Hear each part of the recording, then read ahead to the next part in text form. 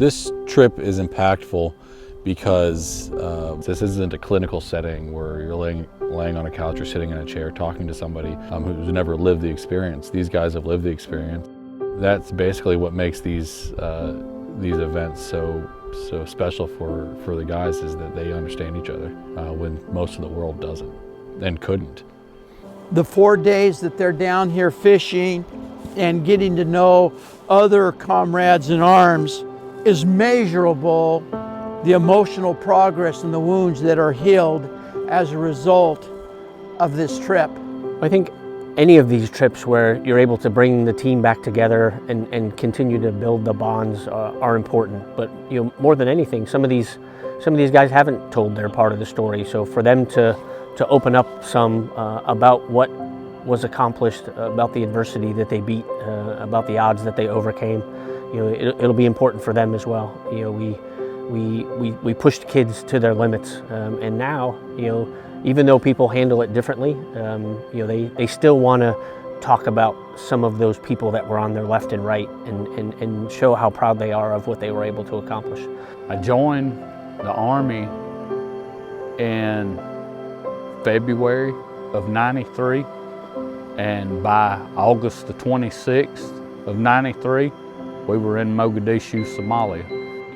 At the time, I was 26 years old. There was skepticism, a little bit of fear, and also anxiety, but we knew what our job was. And so when it came time, I had full confidence in the men that I had been given the opportunity to get ready for that. We had about half a dozen raids prior to the Battle of Mogadishu, and everything was smooth, in and out. It was crazy hearing it all over the radio while some of us were already out there, and there's another group waiting to get out there. That mission went 100% down the way it was supposed to go down, with a hiccup as far as them actually shooting down a Black Hawk and then shooting down another one. And then it goes into, protecting our people and going to get our brothers. I was only 20 years old. Didn't really sink in during the battle. I mean, I saw Joyce get hit. I saw the first Black Hawk crash. I saw, my squad leader go down. I watched, guys getting hit left and right, or nearly getting hit, watching the rounds impact, inches from their heads, or, inch in front of them.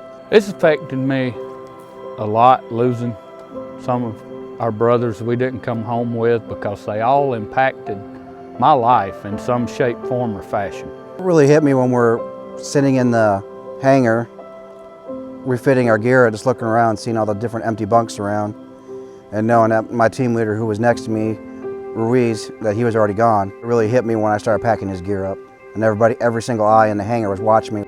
I'd just gotten out of Ranger School. I got there 2 days after that as a reinforcement from the some guys that were in the hospitals now, right? When I got there, it was way more of where have you been, and then guilt from myself of saying, hey, look, man, I'm so sorry I missed it. I'm so sorry I wasn't there for you. When you start losing your best friends and you're not there for them, it really can get to you. Hard to live with that one. I know some guys who went through the same stuff who, it kind of debilitated them a little bit, being able to handle certain things, and made things more difficult in life. I guess I was just one of the lucky ones. 26 years is a long time ago, but man, yesterday was just yesterday. And that was 26 years ago. You remember these things. Fishing's like second or third priority. You're in a fantastic environment. Just out here with nature, on the river, and just camaraderie, and just brotherhood, and just seeing each other and reminiscing about the old stories, good and bad.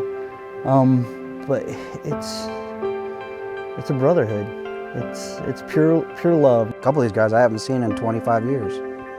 So it was, when I found out the final list of who was going to be here, I couldn't wait to get here. We needed it. I mean, we haven't seen, it's like we never missed a beat. Even though some of us haven't seen one another in 20 some odd years, we never miss a beat. Gotten older, we got gray, and chubby cheeks start coming in, but when you're showing up here with these guys now, it's like, I remember that guy. And it comes back to you of who that guy is, and that guy had a lot of joy in him.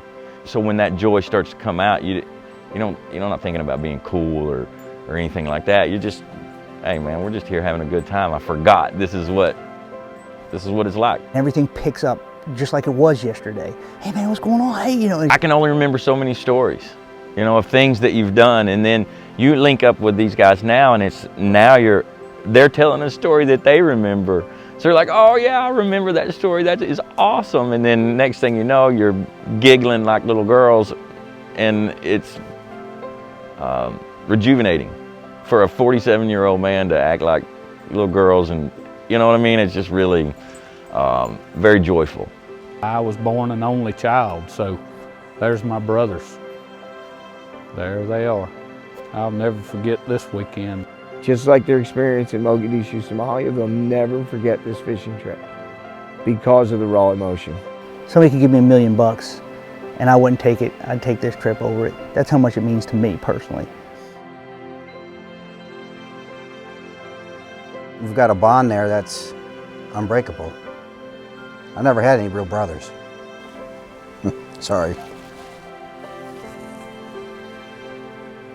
I know that I'll have at least one more year of holding on to this 5 days of fishing in the great company and the soldiers I served with. Some of them I had the responsibility of getting ready for war. And I can say that it's incredibly successful for me personally in the healing department. And I feel like I go home and I'll have another year of amazing stories to tell and people to hang on to. It's amazing, and I appreciate the organization for doing this for us. Freedom is something that the protected rarely understand. And Freedom Alliance is needed to make sure that the people paying for the protection aren't forgotten.